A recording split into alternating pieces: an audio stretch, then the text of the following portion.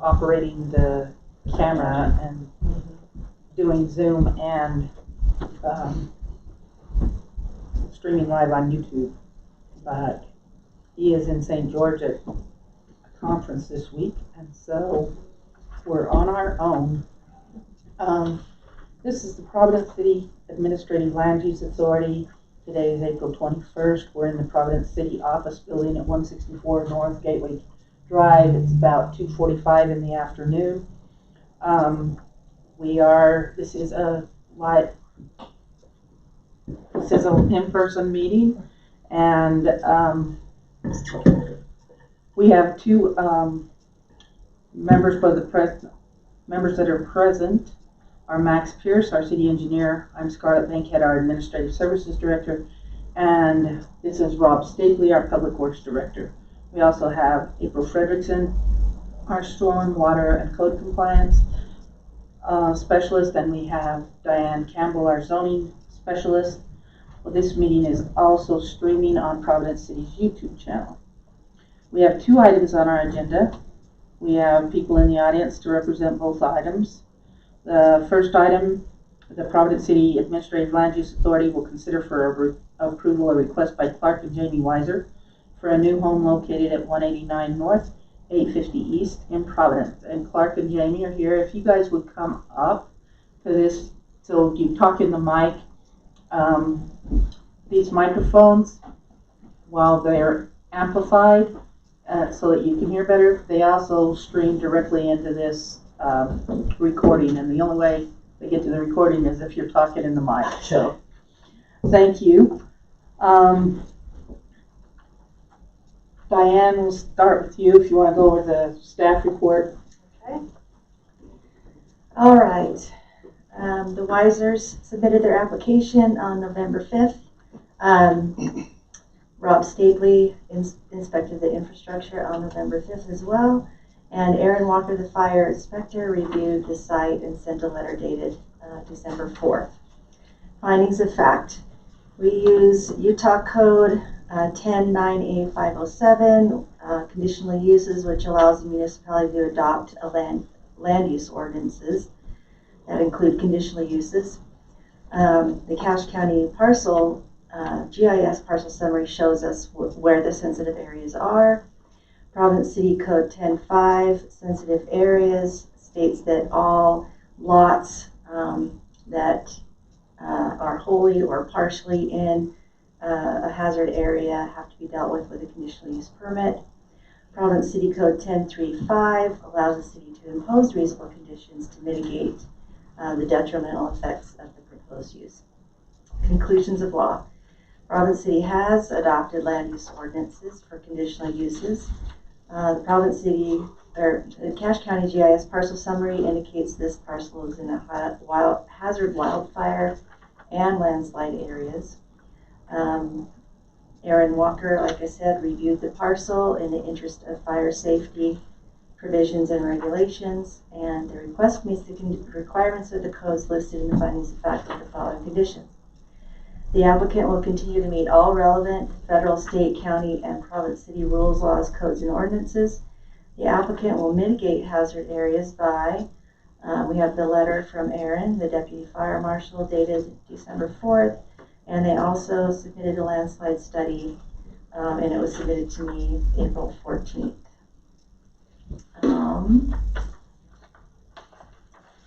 Conditional use is for the residents only, as shown in the site plan, dates updated and submitted on March 30th. Approval by the city of any submitted application or paperwork does not alleviate the owners and or their agents from their responsibility to understand and conform to local, state, and federal laws. Providence City's approval is not intended to and cannot be construed to allow any laws to be violated. Hey, thank you. Did you get a copy of the agenda packet information so that you were? That's what was just in the email yesterday, right? Yeah. Okay. Do you have any questions about what she just read? No. Okay.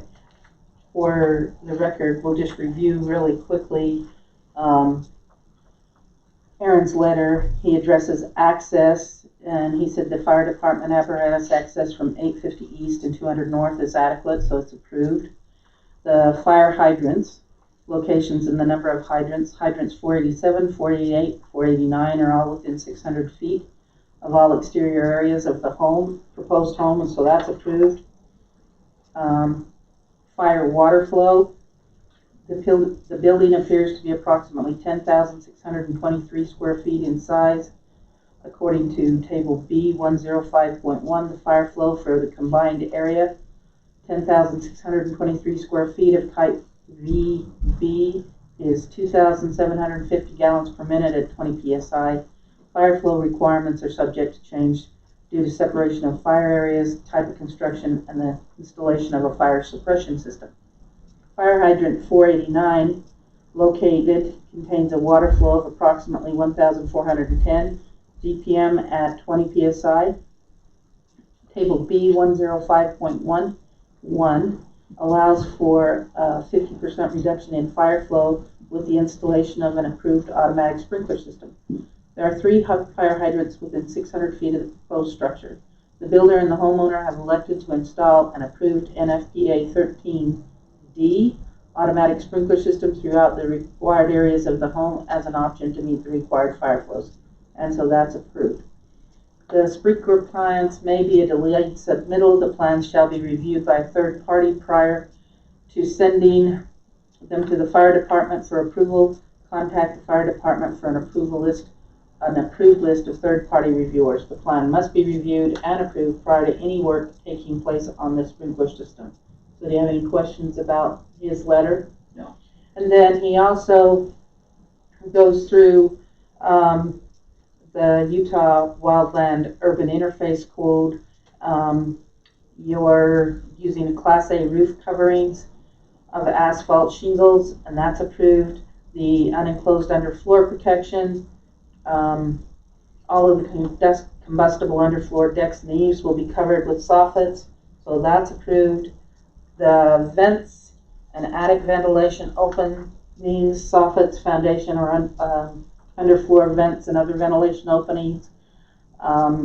During the phone conversation with contractor Cole Knighton, he confirmed that 1/8 inch mesh screen will be installed on all openings per building code, so that's approved. In our Providence City Ordinance Title 10, Chapter 5, we also encourage homeowners to implement the following when they're in a hazard fire area. Inspect your property regularly, clearing dead wood and dense vegetation from at least 30 feet around your house. Rake piles of leaves and twigs. If on a hill, more space will be needed to protect your home. A fuel break should be maintained around all structures, and move firewood away from the house or attachments like fences or decks. Any questions on that? No questions. Okay.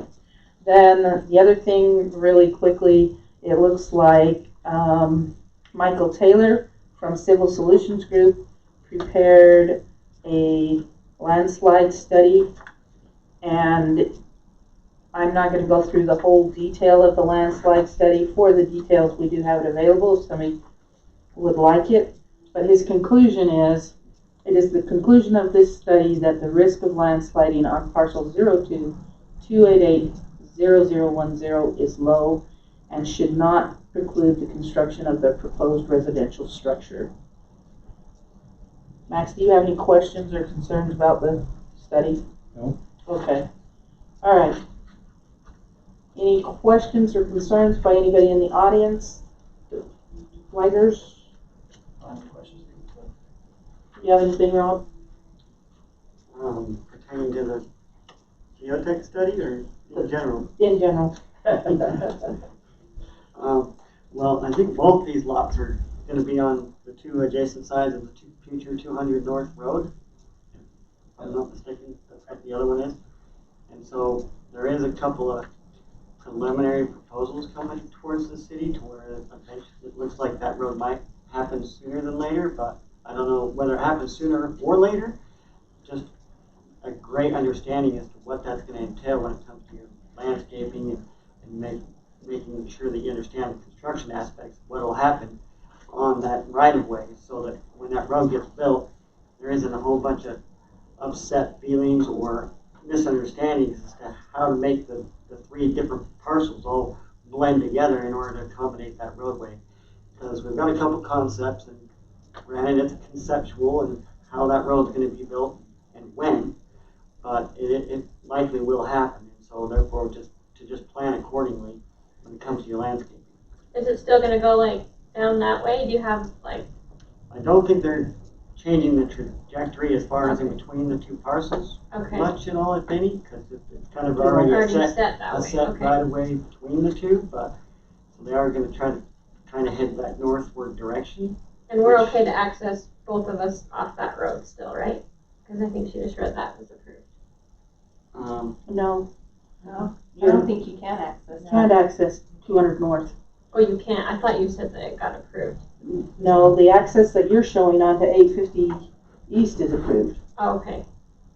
You're not showing an access on 200 north, right? Well, we don't need one now, but I thought you read both of those were Oh. approved. No, just Okay. just the one that you're showing. Okay.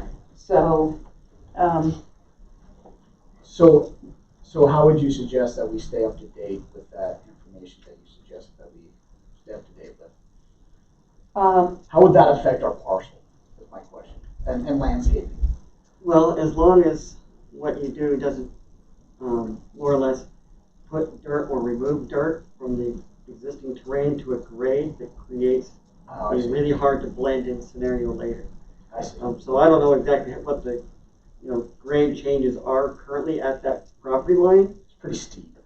and so therefore, if you do some grading that makes it even steeper, or you put a bunch of material out into the right of way to where we have to remove it, and then we create a cliff where we try to put in that sidewalk, because there will be sidewalks right on the property line of both of these parcels. Right. And so, just keeping that in mind, for elevation purposes with landscaping. So would you suggest with landscaping that we have it approved somehow, or what's if the you process? if you stay within your property line, you'll be fine. You just have to know that if your property line, if you're raising your property line above the elevation of the sidewalk, which will be, so the way the road profile goes, the sidewalk is right on the property line, then the park strip, then the curb and gutter, then the asphalt. Then on the other side, it's the curb and gutter, the park strip, and then the sidewalk right on the property line. So if you stay within your property line, you'll be fine. If you raise your property up, you will have to retain it so it doesn't slough off Oh, I see what you're saying. and block the sidewalk. Okay. But if you stay within your property line, you just have to make sure that you accommodate the idea that there will be a sidewalk. And the thing is, I think it just sounds like sometimes when people purchase lots, even though there's a road right next to them, a lot of times people think this property is not going to develop for a long time. So you tend to expand and keep the weeds down, which that's great, you're keeping the weeds down. But then when it comes time that the next developer or the city comes in to do a project, you just have to realize they're going to come and do the project. So focus on staying on your own property. And if all you're doing is keeping weeds down next door to us, that's great. But don't slough out there and then be frustrated when you have to pull it back. Right. So last question, the process to have that approve the access along that road, is that just waiting for that roadway to be complete, or is there going to be access? I think it says on the plat, no access onto. If it's literally platted, no access, then that's a council change. That's an amendment to the plat, which has to go before council. No, planning commission. Planning, well, the council, so yes. So I guess my question The is, process. with that being said, in the past, once that roadway is complete, has that been amended to allow access, or is that a black and white thing that will never change? You would have to request an amendment. We don't automatically amend. Oh, I see. But you would It's an have to, application process with So we'd the have to- board. Okay. Okay, that makes sense. you'd have to request the amendment And and the then, likelihood of it being amended would increase with the completion of that street? well, I can't speak for another board, That's but exactly- if the street the street is built in such a manner that you could have safe access, then they'd probably look more favorably on an amendment.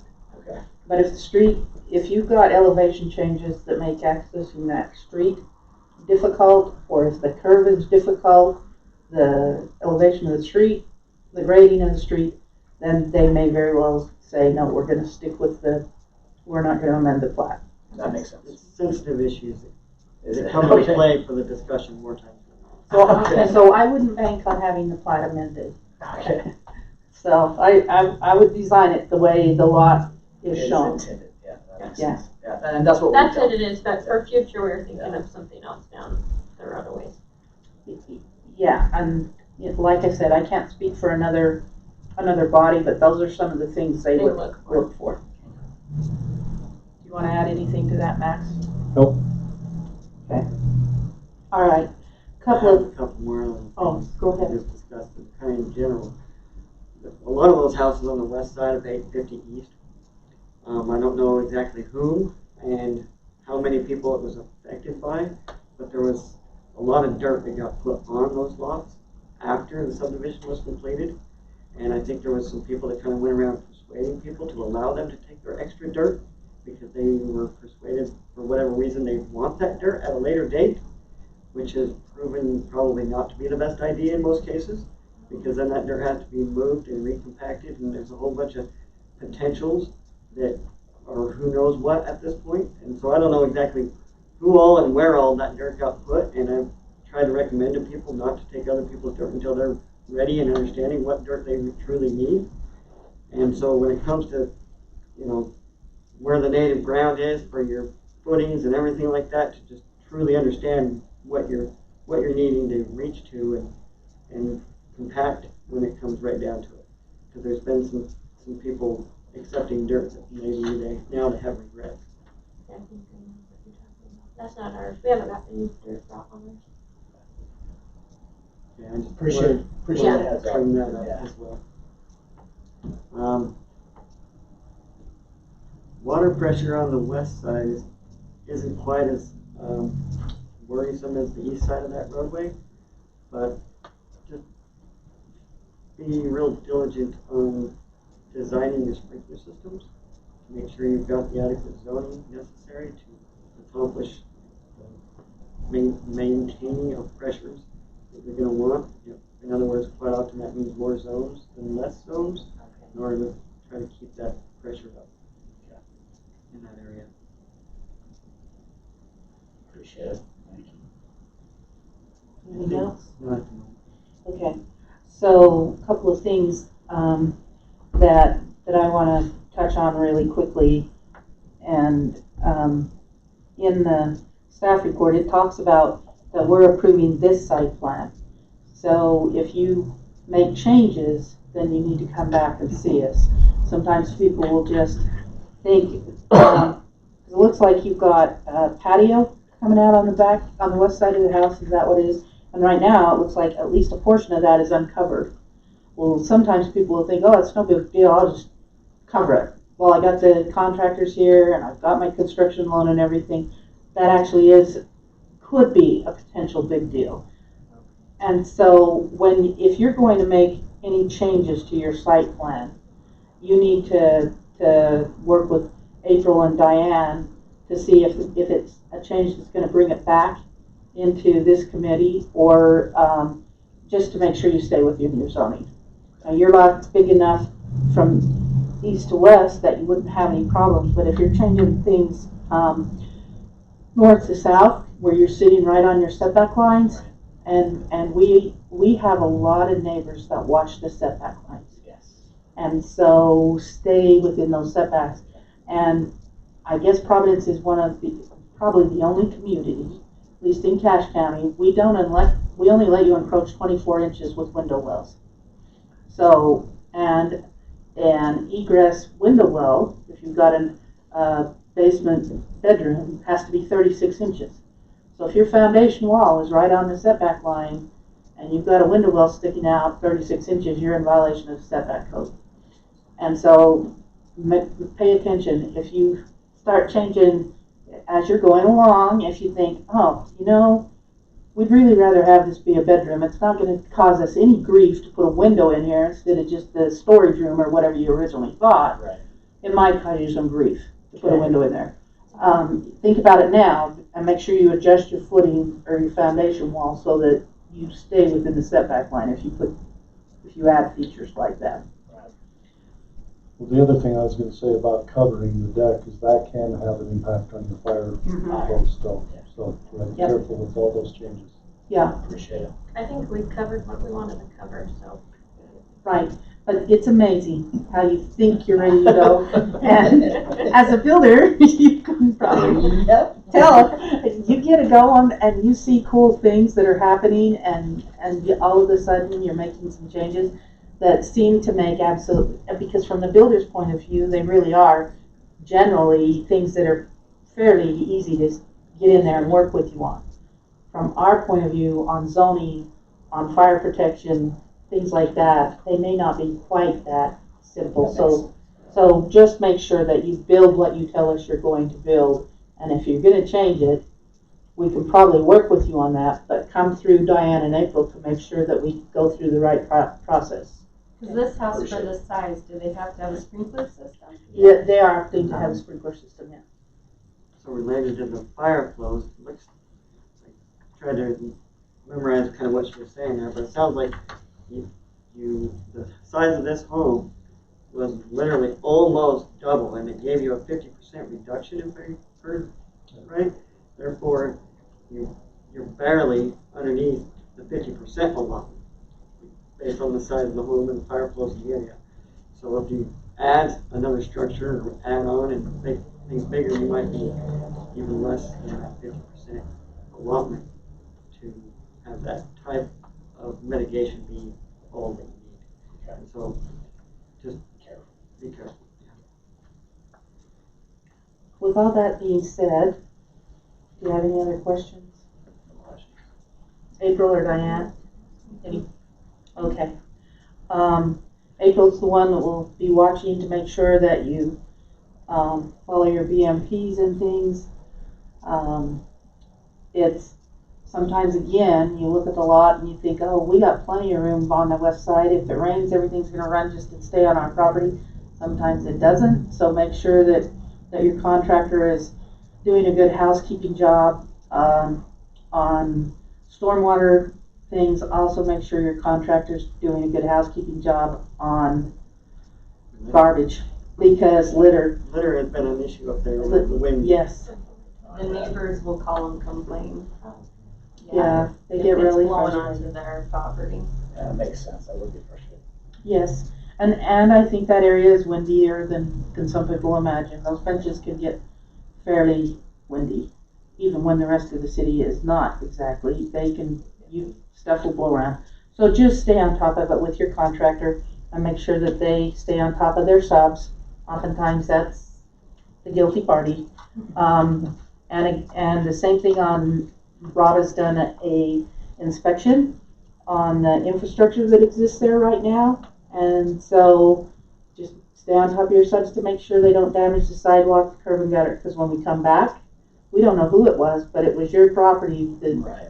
and probably your builders that, Well, and somebody Damaged. could, like, the person building next to us, they drove across our lot the whole time. So, yeah, I don't know. You should try to stop that or something, because ultimately it's your property that you're. Okay, we didn't know, we talked about it once and we just never did anything I about don't it. They've think, been I don't think driving there's across any to damage down to the sidewalk. provide, we didn't notice anything. Because they go beyond the church road and then come off through our property, so. But we'll pay attention. So before you get COO, usually I get a call from the county to go do a final inspection on the infrastructure. And hope that there's no cracks in anything at that time. Quite often that's before your landscapers. And if your landscapers damage stuff even after you moved in and whatnot, it's still gonna fall on your needs to repair it if the construction aspects of the building damages the sidewalk. The other thing I've noticed a lot is people aren't thickening the sidewalk in your driveway approach. And then I call them out on it afterwards, and unfortunately, the concrete can be hard to come by, especially today. And so, get it right the first time, it'll save a lot of headaches, because it has to be thickened to minimum 6 inches thick in your approaches. So what he's saying is you have to take out the existing sidewalk, the width of your driveway approach, and then put it 6 inches rather than 4 inches. Generally, a sidewalk is 4 inches. Because driveway approaches take additional wear and tear because of the vehicles going in and out over them all the time, we require that as you're constructing, you remove that 4-inch sidewalk and you put 6 inches of sidewalk there. So if the sidewalk's kind of like this now, is that gonna be how it's gonna stay? Like, It's like gonna when last I'm up forever. there, you know what I mean? Like all the sidewalks, they're not level. They're kind of with. So is that is our responsibility to make them? You know what I'm saying? Or They're not level, they're not flat. I haven't noticed. Is it going with the hill, or is it like sinking an area? And then yeah, it's raising kind of it? sinking in some areas. So Yeah, I didn't notice that when I went there before, but okay, I'll go up there again and look. people are driving over it and with heavy equipment, that definitely can cause a sink, Cause it to some sink. sink stuff. And that's why it's good to just remove your driveway right off the bat. That way Okay. people grasp where they should drive in Where and out they of should your lot go. Yeah. during the initial construction at least, and that helps Oh, save that That's a sidewalk. good idea. And bury it in with some sand. I mean, Okay. protect it and it'll save you a lot of money. Okay. Just make sure that when you do the burying stuff, you don't get April on your case for having dirt Out in the in front, gutter. go down in the gutter and stuff, so it's kind of a two-way sword there, but- No dirt Who's ramps. nicer? Just no dirt ramps. Okay, with all of that being said, you guys already live in Providence, but welcome to your new area. And I would entertain a motion to approve the request by Clark and Jamie Weiser for a new home located at 189 North 850 East, a conditional use request for the new home located at 189 North 850 East in Providence based on the findings of fact and conclusions of law and conditions in the staff report. I'll make that motion. I'll second it. Motion by Max Pierce, second by Rob Stapley. All in favor, aye. Aye. Aye. Or did I say that twice? Anyway, you're approved. Any opposed? Okay, now you're approved. Okay, thank you for Appreciate coming. it, thank you. Yeah, we're good to go, correct? Now you get You will get an email from me telling you that your zoning clearance is ready to pick up, and then you'll come and pay your impact fees with a check. Okay. And then I'll give you everything that you need to take to the county to get your building approved. Appreciate it. Awesome. Thanks Thanks so for much, your time, guys. appreciate it. Glad we can be your first live meeting. Okay, so the next one is item number 2 is a conditional use for a new home. Providence City Administrative Land Use Authority will consider for approval a request by Brady and Carly Hogan for a new home located at 215 North, 850 East in Providence. And they're being represented by Ryan. Short. And you're their contractor, correct? Correct. Okay. So Diane, I'm gonna turn the time over. Ryan, you got a copy of the agenda packet? Yep. And your clients? Yep. And they've seen the report? Yep, Okay, they're watching on YouTube. okay, great. All right, All right. We got this application on March 23rd, and Rob Stapley inspected the current infrastructure on March 25th, and Aaron Walker reviewed the site and sent the letter on April 6th. The findings in fact and conclusions of law are exactly the same as item number 1. This also is in a hazard wildfire and landslide area. The conditions are the same. We have, they'll mitigate the hazard areas. They submitted a landslide study. I just got it yesterday. And Aaron Walker sent his review dated April 6th. The conditional use is for the residents only as shown on the site plan, date stamped April 20th. Approval by the city of any submitted application or paperwork does not alleviate the owners or their agents from their responsibility to understand and conform to local, state, and federal laws.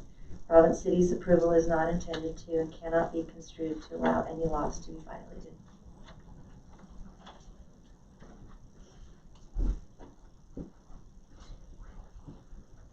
so I just wanna make clear, the one in the packet is stamped March 18th.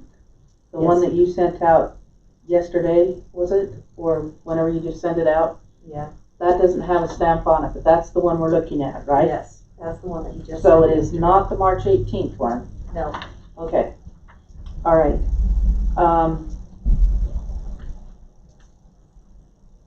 So, Curry and grab Aaron's letter here. Again, the access is approved off of 850 East. It's approved. The fire hydrants shall be located within 400 feet of the building. Hydrants 488 and 489 are within 600, or excuse me, I read that wrong. Hydrants 488 and 489 are within 600 feet of all exterior areas of the proposed home, and that's approved. The fire water flow. The building appears to be approximately 8,436 square feet in size, according to Table B 105.1. The fire flow for a combined area of 8,436 square feet of type VB is 2,500 gallons per minute at 20 psi. The fire flow requirements are subject to change due to separation of fire areas, type of construction, and the installation of fire suppression system. Fire hydrant 489, located on the north of the lot, contains water flow of approximately 1,410 GPM at 20 psi. Table B 105.11 allows for 50% reduction in fire flow with the installation of an approved automatic sprinkler system. The builder and the homeowner have elected to install an approved NFPA 13D automatic sprinkler system throughout the required areas of the home as an option to meet the fire flow requirements, so that's approved. The sprinkler plans may be a delayed submittal. The plan shall be reviewed by a third-party reviewer prior to sending to the fire department for approval. Contact the fire department for an approved list of third-party reviewers. The plans must be reviewed and approved prior to any work taking place on the sprinkler system. System inspections are required prior to any part of the system being concealed in the walls and/or ceilings. He also discusses the Utah Wildland Urban Interface Code, roof coverings. During an email conversation with Ryan Short and Brady Hogan, it was determined that a Class A roof covering of asphalt shingles will be installed. That's approved. The enclosed underfloor protection. During the same email, with Ryan Short and Brady Hogan, it was determined that all combustible underfloor decks eaves will be covered with soffits. That's approved.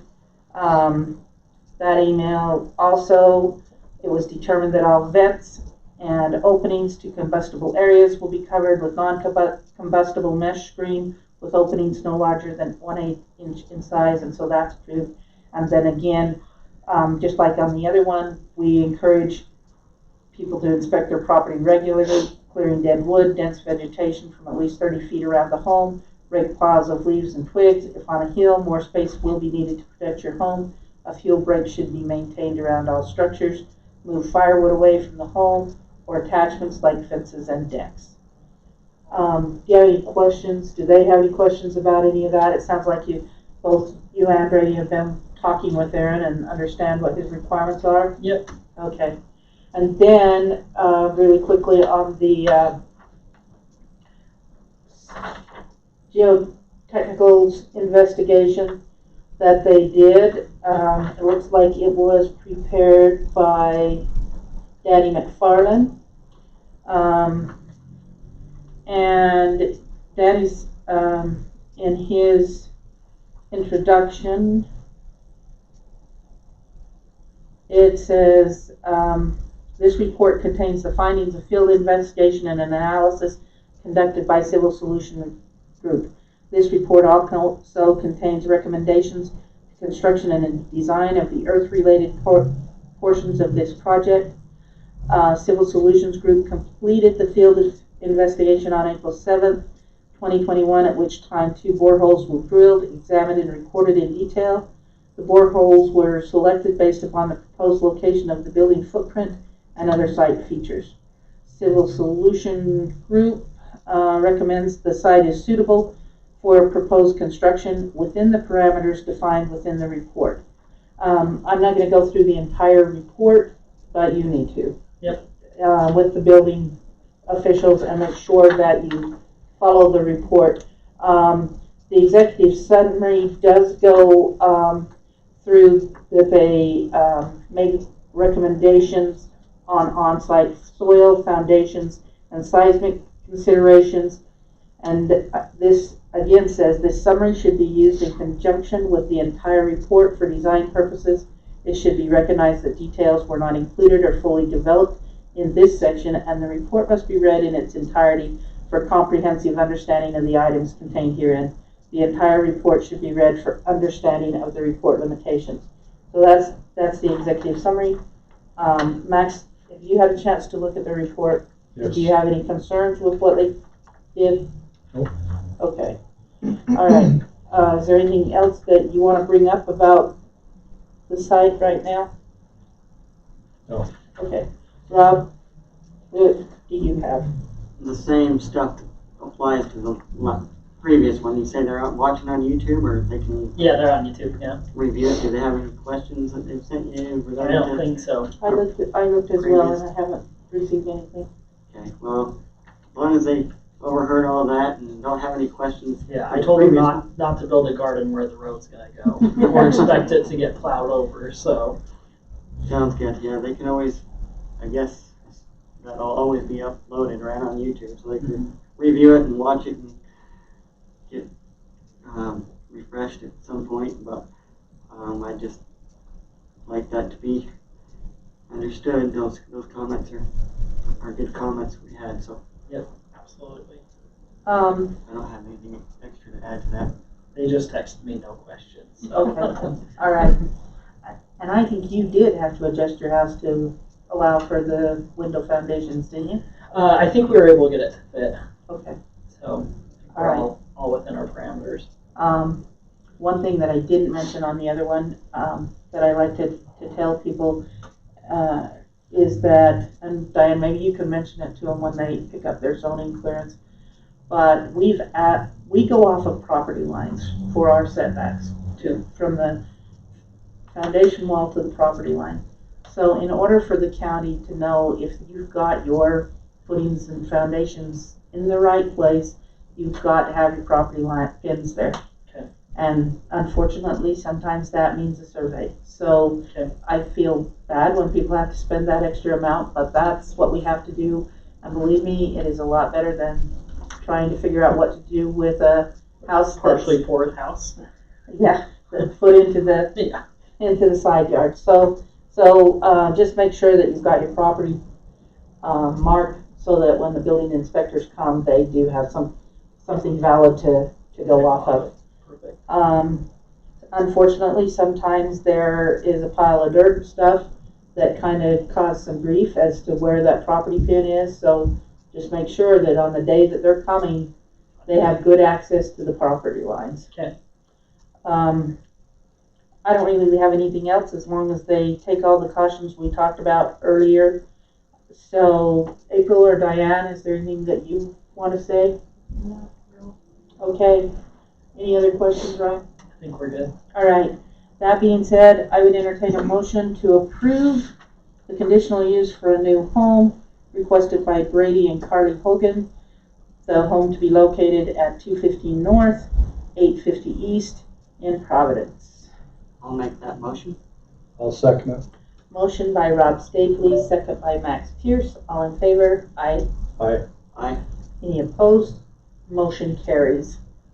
So Diane will get the record of decision put together, and she'll call and you can make the payment and then head on over to the county with that information. Perfect. That being said, we don't have any other business. So if anyone has anything else, I would entertain a motion to adjourn. I'll make a motion, we adjourn. I'll second that. Motion to adjourn by Max Pierce, second by Rob Stapley. All in favor? Aye. Aye. Aye. Any opposed? Our meeting is adjourned. Thank you for your patience and your time. And we adjourned at approximately 3:25. Or emails, Cool. as soon as that's ready. Hey, thanks for being so awesome. You're like super on it. Sometimes I work with people